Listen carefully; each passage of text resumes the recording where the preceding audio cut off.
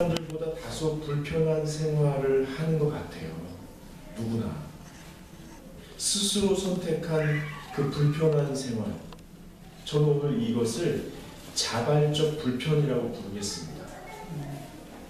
이 자발적 불편, 하나님의 부르심 안에서 자발적 불편을 감수하는 사람들, 그들이 묵묵히 자신의 길을 걸어가는 사람들이거든요. 근데 그 사람들을 통해서 사람들은 하나님을 만나게 됩니다.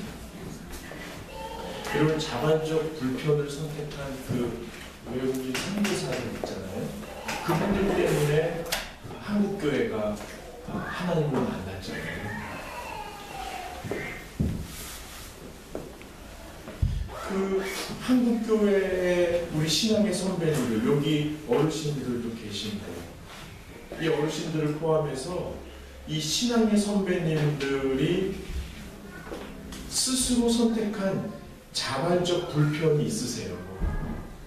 그걸 보면서 한국의 우리 후손들이 신앙을 배웠어요. 하나님을 만났어요. 그 꼬깃꼬깃한 집회를 토요일 밤이면 대리미로 다루시던 할머니, 10km, 20km씩 눈비를 뚫고 새벽에 기도하러 가시던 그 할머니들,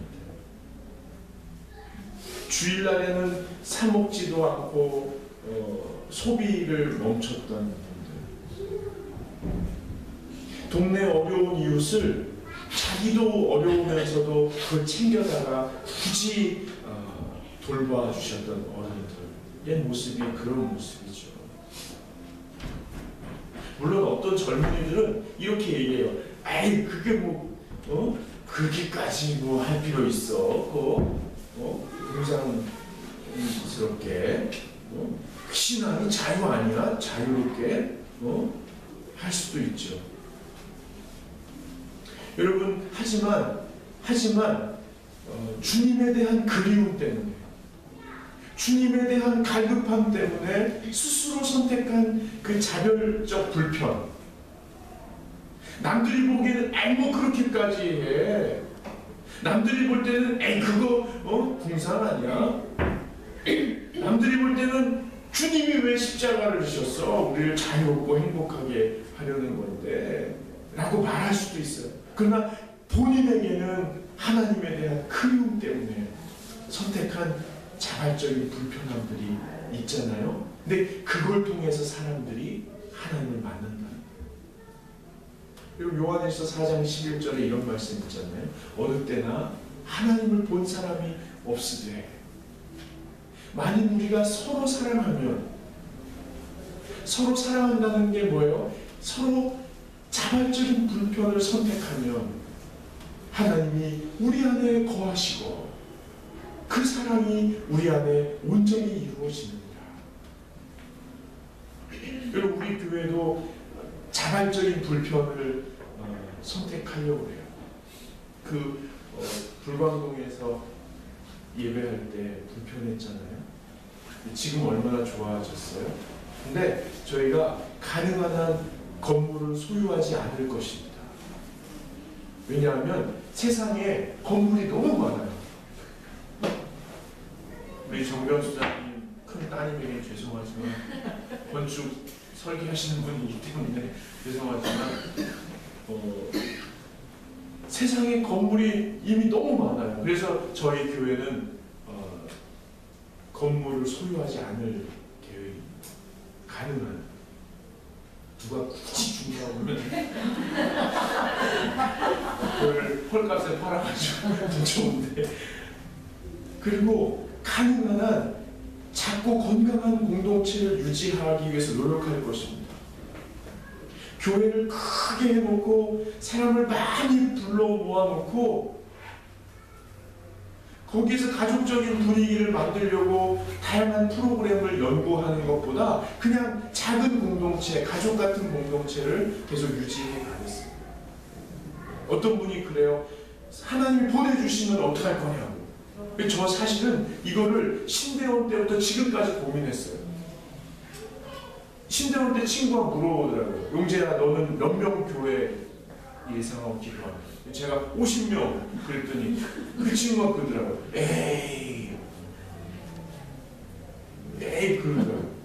제가 그 친구를 보면서 꼭 마귀를 보는 것 같았어요. 이 미친놈 아니야? 너는 뭐 생각하니? 사실 물어보지도 않았어요. 그냥 이렇게 보니까 마귀 같더라고요. 그래서 제가 속으로 사탄아 내 뒤로 물러가요. 근데 하나님이 보내주시면 어떡할 거냐는 거예요. 제가 그 답을 풀지를 못했거든요. 근데 요즘에 이쪽으로 옮기면서 제가 답이 와요. 뭐냐면 보내주시면 계속 분립하면 돼요. 300명씩, 300명씩, 150명씩, 200명씩. 그래서 큰 교회가 작은 교회를 여러 개 개척해서 돕는 그런 형태가 아니라 교회 자체가 세포처럼 계속 분열해 갑니다. 이게 300명이 되면 또 이렇게 계속. 여러분들 너무 정부칠 생각하지 마세요. 다 헤어져야 될 사람. 네? 다 헤어져야 될 사람. 여러분 자발적 불평을 감당하는 훈련이 된 가정이 건강한 가정이에요. 여러분 마시멜로 얘기 알죠? 마시멜로를 그 과학자들도 참 잔인한 것 같아요. 동물들도 학대하고 5살짜리 애들을 쫙 모아놓고 이랬대요. 마시멜로가 뭔지 알아요? 뭐 달콤한 거 있어요. 먹어도 먹은 거 같지 않아요. 이렇게 놔두고 이랬대요. 야, 이거 15분만 손 안 대면 하나 더 줄게. 그래가지고 그거를 기다리는 애들이 있대요. 난 걔들 애들 같지 안 보여요. 그럼 그게 독한 애들이 아니에요. 근데 기다리는 애들이 있대요. 그리고 때로 집어먹는 애들이 있대요. 근데 이거는 설교 흐름상 그냥 예로 드는 거지 이거 좋은 거 안 같아. 먹은 애들이 또 사주면 되지 얼마 된다. 근데 결과를 보면 15분 동안 기다렸다가 당장 누릴 행복을 보류했다가 한 개를 더 받은 애들이 있고 뗄름 먹은 애들이 있잖아요. 근데 몇 년 후에 초등학생 시절을 보내면서 스트레스를 감당하는 능력이 얘네들이 높았대요. 대학생 가서도 그렇고요. 근데 뭐 별로 중요한 이유는 아니고.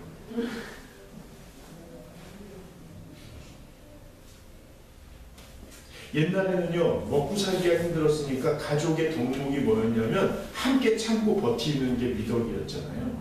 근데 요즘은 안 되는 게 없어요. 그래서 요즘에는요 안 되는 것도 있다는 사실을 알려주는 게 중요해요. 안 되는 것도 있다는 거예요. 그래서 가정에서 자발적 불평을 세워나가는 거예요. 저는 가정마다 다르다고 봐요. 근데 가장 중요한 게 있다면 제가 결혼해서 배운 게 하나 있는데 그게 9시면은 가정 예배를 하는 거예요. 저는 9시 반이면 9시, 8시 반, 9시면 자야 되는데 9시에 딱 갑자기 예배를 드려요. 막 졸린데. 근데 그거를 매일 하시는 거예요. 우리 교회도 그거 하면 좋겠어요. 다른 거는 어쩔 수 없어요. 뭐 밥을 굶겠어요. 뭐 놀러를 안 다니겠어요. 옷을 덜 입고 다니겠어요.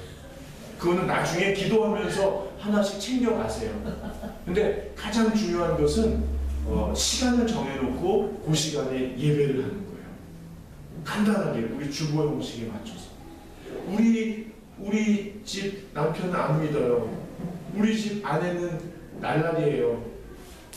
우리 애들이 예배를 싫어해요. 그러면 제가 너무 고민하지 마세요. 지금 내가 시작할 수 있는 걸 하면 되는 거예요. 나 혼자 하면 되는 거예요.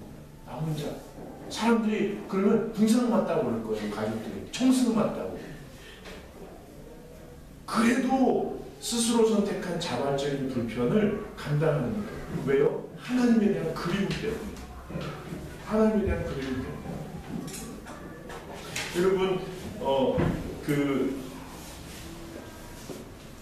에비게일 이름도 아비게일 그래, 난 할머니가 나이 들매 기쁨이라는 책을 썼어요. 나이 들매 기쁨. 뭐냐면 이제 100년을 살잖아요. 그러니까 45세에서 55세가 되면 나머지 여생을 어떻게 살 것인가 결정해야 되는 순간이 온다는 거예요. 그러면은 옛날에는 그때는 은퇴하고 여생을 한 10년 살다가 돌아가셨거든요. 근데 이제는 100세까지 사신단 말이에요. 120세까지 사신단 말이에요. 그러니까 45세에서 55세, 60세가 되면은 나머지 여생을 어떻게 살아야 될지 고민하는 게 마치 진로를 고민하는 청소년들이 겪는 극도의 혼란을 겪는다는 거예요. 내가 도대체 어떻게 살아야 될까?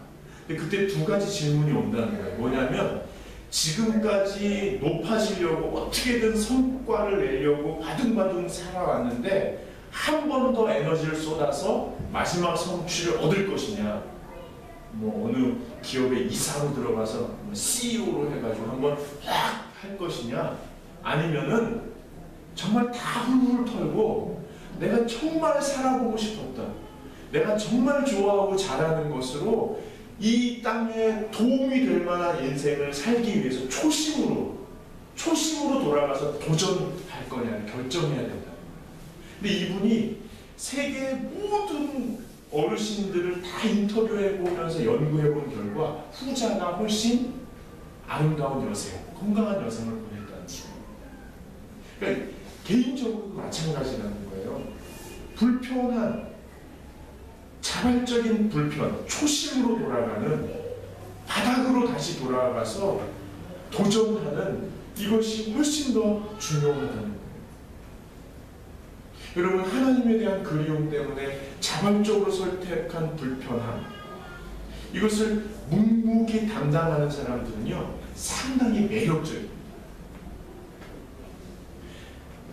자유롭게 자기의 인생을 마음껏 누리면서 살아가는 사람이 훨씬 매력적일 것 같죠. 연예인들이 그렇게 이미지를 만들어 가잖아요. 훨씬 불행하다. 근데 자발적인 불편함을 감당하면서 묵묵하게 균형과 질서를 잡고 걸어가는 사람들이 훨씬 매력적이에요. 그 사람들을 보면서요, 자기 죄의 무거움 때문에 비틀거리면서 방황하는 현대인들이 그 사람들을 주목하기 시작해요. 마음껏 하면서 사는 현대인들이 오히려 자발적인 불편을 묵묵히 감당하는 사람들을 오히려 주목하기 시작해요. 그를 따르게 되는 거예요. 아, 저 사람 매력적이다. 나는 어디로 갈지 몰라서 방황하고 있는데 저 사람은 뭔가를 발견하고 어디로 이렇게 가는 것처럼 보이니까 그 사람을 따르게 된다는 거예요. 여러분 그거 아세요? 그래서요, 묵묵히 청승 같지만 묵묵히 주님에 대한 그리움 때문에 불편함을 감내하며 사는 사람들, 남들이 볼 때는 어떻더라도 묵묵히 걸어가는 사람들 주변에 사람들이 몰려들기 시작합니다. 그러면요, 그 사람들 마음에 두 가지 생각이 든대요. 첫째는 뭐냐면, 이건 아주 솔직한 고백이에요. 사람들이 자꾸 이렇게 물어보니까, 아, 사람들에게 중요한 인물이 되고 싶은데 하면서 자기가 선택한 자발적인 불편함을 자꾸 미워하는 거예요. 아, 내가 이것 때문에 이렇게 한다고 자꾸. 근데 또 하나의 마음은 이 사람들이 주목을 받지만 또 적들도 생기는 거예요. 그러다 보니까 이 자발적인 불편함을 벗어버리고 나도 내 마음껏 일상을 좀 즐기고 싶다. 이 두 가지 마음이 있는 거예요. 이 그리스도인에게 이 두 가지 마음이 있는 거예요. 여러분, 주님을 향하여 가는 여러분 때문에 주님과 사람들이 만나게 될 거예요. 그런데 여러분이 자발적인 불편함을 감당하면서 걸어가는 그 길에 이 두 가지 마음이 다 있다는 거. 아, 이걸 좀 누리고 싶은 마음, 주목을 받으면서 중요한 인물로 좀 부각되고 싶은 마음과, 아, 이걸 좀 벗어버리고 자유롭게 좀 살고 싶다 하는 마음, 이 두 가지가 다 있다는 거예요. 이 두 가지가 벗어날 수가 없는 거예요. 여러분 세례 요한도 마찬가지였어요. 세례 요한이 목회자 집안의 아이였잖아요.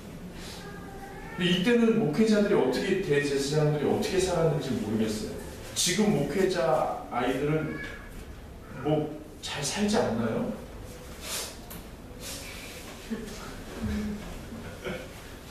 그리고 또 목회자들이 인맥이 두터워요. 매력적으로 사니까 도와주고 싶은 사람도 많으니까 조금만 관심 가지면 어린아이들이 공짜로 학원도 다닐 수 있고요. 제 친구들 보니까 공짜로 과외도 받고 레슨도 받고 그러면서 이렇게 잘하더라고요. 근데 중요한 것은 이 세례 요한의 아버지 어머니가 어떤 분이었냐면요. 누가복음 1장 6절에 보면 이 두 사람이 즉 아버지 어머니가 하나님 앞에 의인이니 주의 모든 계명과 규례대로 흠이 없이 행하더라. 근데 자발적인 불편을 철저히 지켰던 집안의 아이였던 거예요. 그러다 보니까 세례 요한도요 통제력이 강하고 사람들 눈치 보지 않고 절제된 생활을 하면서 하나님의 뜻을 선포하면서 살았어요. 그러다 보니까 많은 사람들이 세례 요한을 따랐고 또 적들도 많았어요. 세례 요한도 그런 마음이 있지 않았을까요? 여러분 생각해 보세요. 저는 여기 몇 분 계신 거예요. 이렇게 셀 수 없이 많은 분들이 계시는데 주일날마다 얼마나 뿌듯한지 몰라요. 친구들한테 가서 나 교회 나 목사다 막 목사 친구들한테 막 그래요. 우리 교회 막 조금만 무슨 일 있으면 막 자랑해. 아마 내가 다음에 만나면 뭐 자랑할 것 같냐면 저기 사무실에서 나와서 어린이 설교 들었다고. 이런 교회가 어딨냐고. 뒤에 있던 애 둘을 애가 안 간다고 그러는데도 말씀 앞으로 가야 된다고 질질 끌고 왔다고. 이런 거 막 침을 튀면서 자랑할 거예요. 근데 보세요. 세례 요한은 수천 명이 몰려온 거예요.